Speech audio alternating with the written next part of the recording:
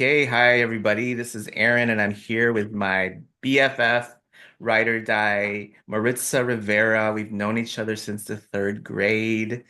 Went to grade school together, and I'm so proud of her. She just wrote her first book, right? Your first book. Woo, woo. First book, yeah, published. Yes, first book. Yes, first book published. It's titled Raw Unfiltered Advice. And Maritza is well, she's an HR professional. And so basically, could you just tell us a little bit? I don't want to like tell everybody about you. Yeah, I'd like go ahead and share like just a little bit about yourself, and then we can get into a little bit about the book, and then like the intention behind it. yeah, absolutely. So I have been in HR for well over 20 years. I like to tell people that I started in HR when I was 16, because of the type of work that I started to do when I was really young. But I've always enjoyed working with people. So it didn't matter what facet of HR I went into, I always worked with people and I always loved to educate people. I loved, doing like teaching and workshops, and it just had offered me an opportunity to do all the things that I love: coaching, mentoring, being strategic, writing, and just really everything, entertaining with the engagement of employees and so forth. And so I feel like all of that and transitioning into now an author has just been like full circle moment for me. Yeah, So super excited about like just doing it, like finally just doing it. yeah, that's awesome. It's a great accomplishment. Thank you. You're welcome. So can you tell us a little bit about just a little bit about the book and then the intention behind it?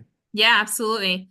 So the book in general is written in a very specific way Hmm. because one of the things that I learned in all the research that I've done being a mom has been that it will take on average a person who has no learning disability, who is just an average reader, will take them about 2 hours to read 100 pages. They can Mm. just sit and read 100 pages. No Yeah. problems.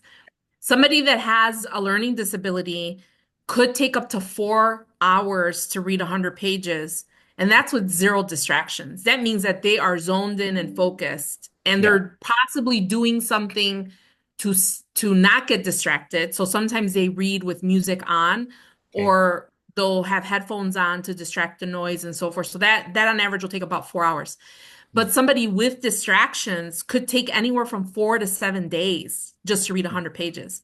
With So distraction. imagine, yeah, I'm sorry. Oh. With distractions, you said. Yeah, it's with Okay. distraction, four to Uh-huh. seven days. Wow. And all of that is easily found online research. Like you can ask doctors. I did so many parenting classes when Kayla was born. Kayla's my oldest. She's now 29. Mm. Um, and I've been doing this since she was about 7, like just parenting classes and understanding learning disabilities and how do you teach a child as they're growing, because then they're going through different stages in their life and then they're an adult. And even now, I'm still learning how to work with her and communicate with her because it's different with people with disabilities. And then you have sensory issues, and then you have, the sizing of letters and the sizing of spaces between words, and people sometimes have to use guides when they read and so forth. So there's a lot of thought that was put into how the book was formatted.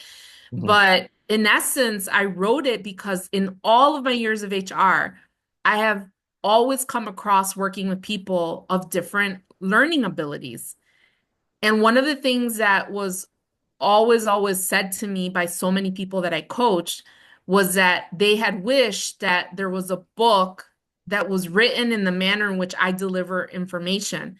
Mm. If you think about it, when you sit and you read a book from other, very famous authors that do leadership writing, their books are very long and it's like jam-packed with information.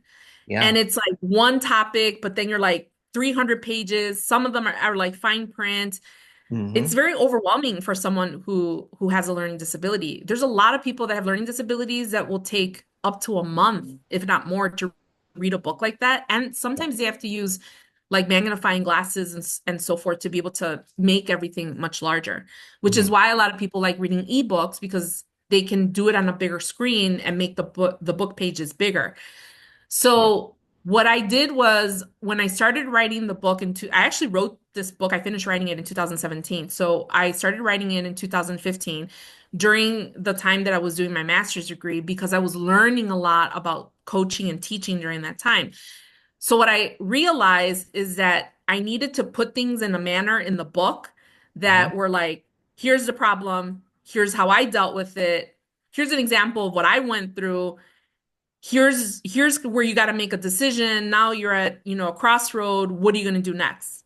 And so Hmm. as you're reading each chapter, it's literally laid out like that. And because people who have learning disabilities are accustomed to seeing things in repetition, Yeah. every chapter they move on to is set up in the same manner. Okay. And so then they're able to just kind of like absorb the information as they're going because it's resonating and it's repeating and so forth. And I actually had someone who read the book already who has ADHD, Mm. and they were able to read the first 7 chapters in one sitting, and they were like, it was so easy to follow.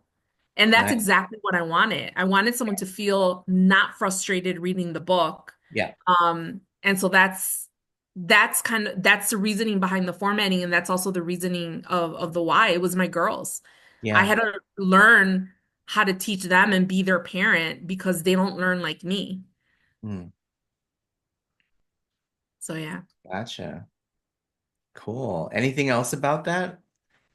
I would say that the one thing that I talk a lot about in the book is self-expression. Yeah. Self-expression and also about being true to yourself. Because a lot of times what happens is that when you go into a work environment, and it also happens in your personal life, I Mhm. attest to that because it's happened to me.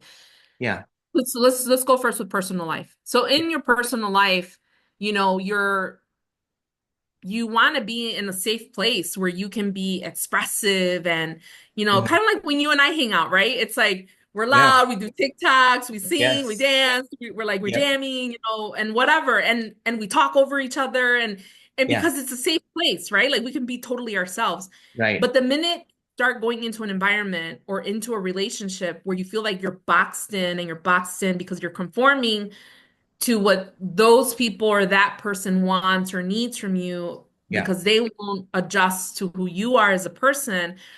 There's a quote that I have that Brene Brown Oh, I said love that I saw her. in an interview with Oprah, and it's something that I'll talk about during the book launch. Yeah. She said that we're all meant to be creative human beings. And when we're not able to express who we truly are and not be our authentic selves, she says that that's where people experience depression, anxiety, and grief, and like sadness, and so forth. Yeah. And what people don't realize is that when we think creative human beings, we think painting, singing, dancing, like the arts, right? But Right. what she means by that is, and the way I interpreted it is like it's everything that we do is creative, whether it's you're a cook, whether it's you like calligraphy, whether it's you like writing hand notes, it's whatever action you do to express yourself. So in the book, I talk about self-expression almost throughout the entire book, but there's one chapter dedicated to self-expression because there will be people who don't understand how you express yourself in both your personal life and in your work life. And if you don't stay true to yourself and you don't know when to move away from that situation, because some Yeah. of us, I will attest to it, Uh-huh. I mean, for me, before old Maritza took a very long time moving on from situations that suppressed who I was as a person. Yeah. Now I'm much quicker to move on because I've learned. But I learned that from reading, from therapy, from talking to people, from, Yeah. honing in on my spirituality and all these things like that. And so Yeah. I talk about that in the book as well. And so what I want people to understand when they're reading the book is like, dude, you just gotta be you. Exactly. Yeah. And whoever doesn't follow along with you, whoever doesn't want to be next to you, whoever doesn't want to support you, like adios, peace out. And we have to get better at that. And that's why I'm at a place in my life right now where I'm so much better at that. I Yeah. mean, yes, let it hurt, be upset, do what you need to do, right? But then when you have friends like you and Ivan, where we've talked Mhm. about stuff, right? It's like it helps process all of that Yeah. sadness, and then it's like, okay, what's the next on the list, right? Yep. And you kind of move on from that. And so many people that have learning disabilities get stuck in that, Mm. Yeah. especially when they don't have a group of people. Yeah. to support them, right? A safe place for them to go and vent and talk about things. And so in the book, I talk about go ask for help. And Yeah. sometimes it doesn't have to be in your circle, it can Mm. be a third party. And you have to not be embarrassed about that. I think Yeah. sometimes we struggle being embarrassed about asking people close to us for help. And Yeah. I'll never forget 5 years ago, my very good friend, Lada, in a conversation, she said to me, "You have to ask for help." Hmm. And I was stubborn. I mean, I was a single mom for 7 years. I basically was a single mom throughout my marriage, got divorced and all that stuff like that. And then I remember I didn't want to ask for help. And she was the one that it took her saying that to me to like unlock that in my head. And so I Yeah. talk about that in the book. And I talk about how you have to find someone, and it doesn't have to be someone in your circle, Yeah. to help you unlock that. And part of that is you being vulnerable enough and telling your story so that someone can help you process that information. Um, and it's interesting because, you're the first person obviously that I've sat and like done an interview with. And I was just in New York this weekend and was talking to my kids, and they were asking me questions about the book and so forth. And my daughters were like, I can't believe that you jam-packed everything that you're telling us into 100 pages. And I was like, that was why I did it this way, because I want someone to feel like they're supported, that they're motivated. Like, hey, here's someone who wrote a book, but it took her since 2017 Mm. to publish it, but she did it, Yeah. years later, but she did it. And I talk about that in the book too. Like, the only reason I talk about stuff in the book about all of the things that I do is because I made a decision 5 years ago that I was going to start using my time Right. wisely. I was going to Yeah. maximize my time to make up for all the things that I didn't get a chance to do? Yeah. And so it was important for me to share that with the public. Yeah. I love that. Yeah, it's all about like I feel like that too. Like it's all about maximizing your time. Like what's gonna be the most impactful for people. And I love that you said that like we all do need help, right? Like especially if you want to like move forward with something. And Yeah. this sometimes like with people outside of your circle who can help you like and like move you forward to the next level. So I love Yeah. Yeah. A. I know that this is just the first book, so I know is it a series? Is Yes. it going to be a series? Can you say Yes. share a little bit about that? Yeah, so we have a total of 4 books, including the one that just came out. The next one is find a job, how to find a job. Hmm. And I purposely lined out dream. So it's how to find a dream job, but then I lined out dream. And I'll just tell you a little bit about that, just very high level. And the idea is that sometimes we rely so much on finding what we think is a dream job to give us life happiness, Hmm. fulfillment in all areas of our life, right?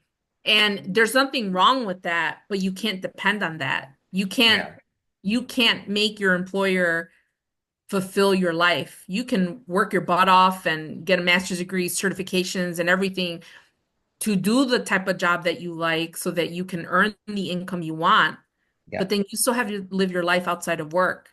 yes, Even then, the demand of a job is not going to be fulfilling. It's not possibly what you might want. The stress, the lack of time with your family, with your friends, and like you have to have the right balance. And so that's really what it's about. It's a roadmap to, yes, how do you get a job, but how do you keep that job? How do you sustain it? When should I leave my job to keep scaling, right?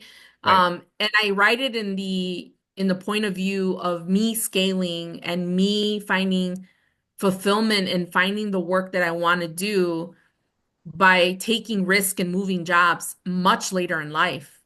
Mhm. And so my hope is that it will help someone much younger, because a lot of the mentees that I have are are really good at scaling faster. Mhm. But what they're doing is that they're scaling faster for money, and they're not really scaling faster with purpose and intention of what do I want my life to be like in 10 years when I get married or when I want to travel or whatever. So it's really kind of changing a mindset of how to look at what a job is. So that's that one. Yeah. The next book after that is called The Quarterback. Um, I'm a big sports person. So if I'm not like watching sports, I'm coaching a team or I'm, speaking to other coaches that are asking for my advice when it comes to like coaching volleyball and things of that nature.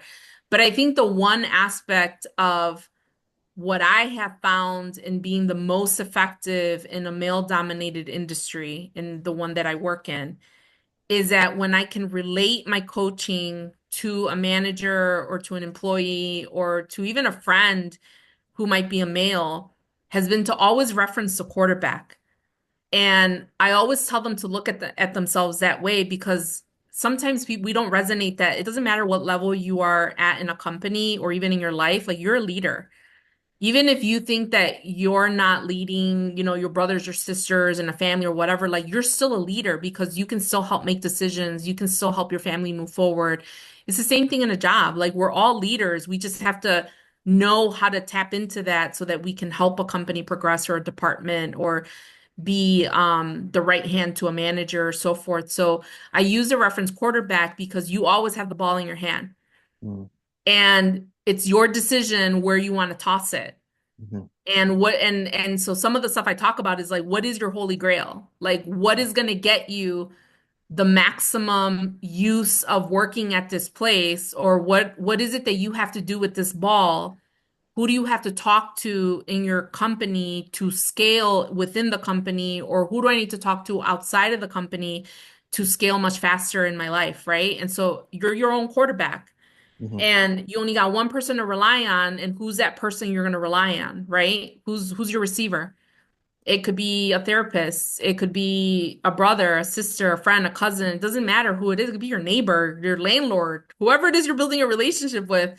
Yeah, That's who you're going to toss the ball to, and they're going to have you. They're going to, they got you yeah. basically. So that's that book. And then the other one is called The Speech. Mm, And the reason I decided to write the speech, surprisingly enough, I was writing the speech as my journal, not knowing that it would become the speech. So ah, what happened was that I got invited, and this actually just pure coincidence. I was gonna start writing something about it. Actually, it was originally gonna be called the roadmap. mhm, And I was gonna talk about kind of like your roadmap is not the same, what your journey might look like, and it's your journey, et cetera, et cetera, et cetera. But I was writing in my journal for the last couple of months, and I got invited to speak at UIC a couple of weeks ago.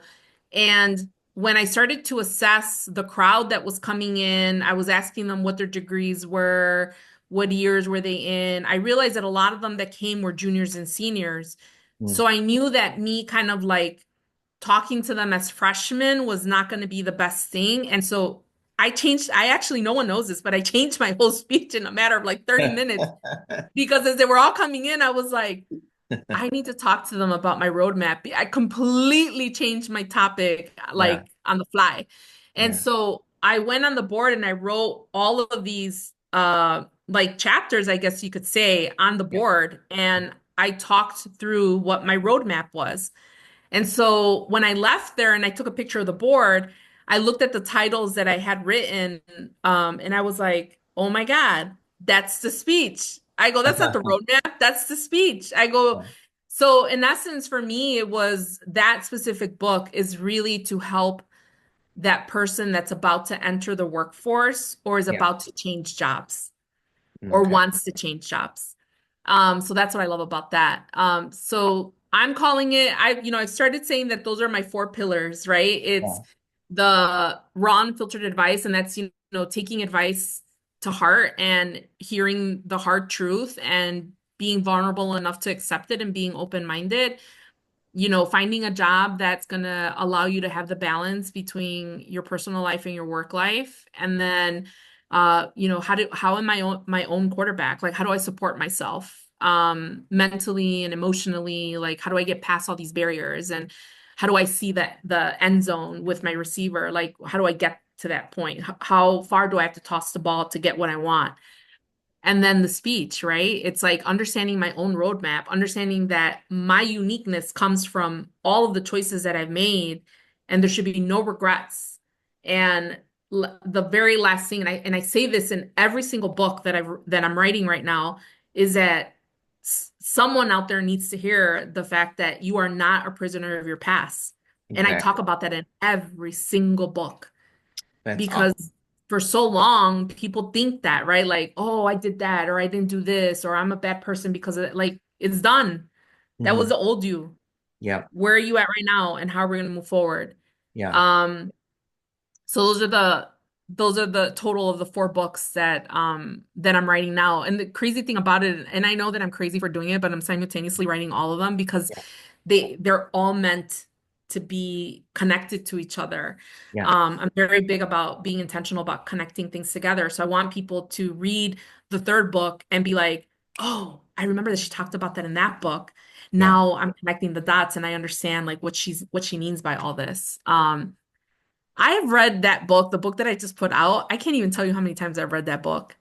I think for me, what I'm so amazed at was the amount of research that I did Mm. that it's so easy to read, Yeah. but it's so jam-packed. Like I had to read the book again on the plane coming back from New York because I was like, I need to motivate myself. Right. Yeah. Love And that. I don't know. That's great. Yeah. So just real quick, just to wrap it up, you said, okay, like it took you, I mean, you started in 2017, but like something shifted this year. Like, okay, I'm gonna put this book out, right? Like, Yeah. so, what was that? And like, what advice would you give someone who is like, like been thinking about doing something forever, but Yeah. like they're being held back? So like, just real quick before we end. Yeah, absolutely. Yeah. I would say to yourself, if you're that person sitting on something, what I did last year was I asked myself, the day that I leave this world, will I have at least tried or done everything that sits in my heart that I really want to do? And when I asked myself that, I Mm. was like, no, I haven't done everything because I've been sitting on this book for so long. Like I said to myself, okay, what happened the last 5 years of my life? Like this is done. Hmm. I can't use that as an excuse. Yeah. And unfortunately, when I lost my really good friend this past summer, or in 2024 in the summer, it was a reality check because I knew that there were so many things that he hadn't done. Yeah. And that was so sad for me and so many people that he had so much still to give, but he hadn't really done a lot of stuff yet that he wanted to do. Um, and so I just was like, I can't sit on this anymore. Like I started to reach out to people. Had proofreaders. My really good friend, our really good friend that we went to grammar school, became my editor, and uh, and now it's published. Yeah. And now I got the bug. So now I'm like, what's Yeah. next? What Yeah. what what other book am I writing after this? Yeah. I love that. So great. So proud of you. Thanks so much. I'm really excited for you. So, um, make sure you guys check out her book, Maritza's book, Raw Unfiltered Advice. It's on Amazon, available on Amazon. So, Maritza, thank you for sharing yourself. And I'm sure this video is going to, like add value to a lot of people. So I really appreciate that and appreciate you getting on Thanks here so with much, us. Ron. No, You're no, thanks for welcome. taking the time to talk with me. I really appreciate it. For sure. Yeah, girl. All right. Thank you, sir.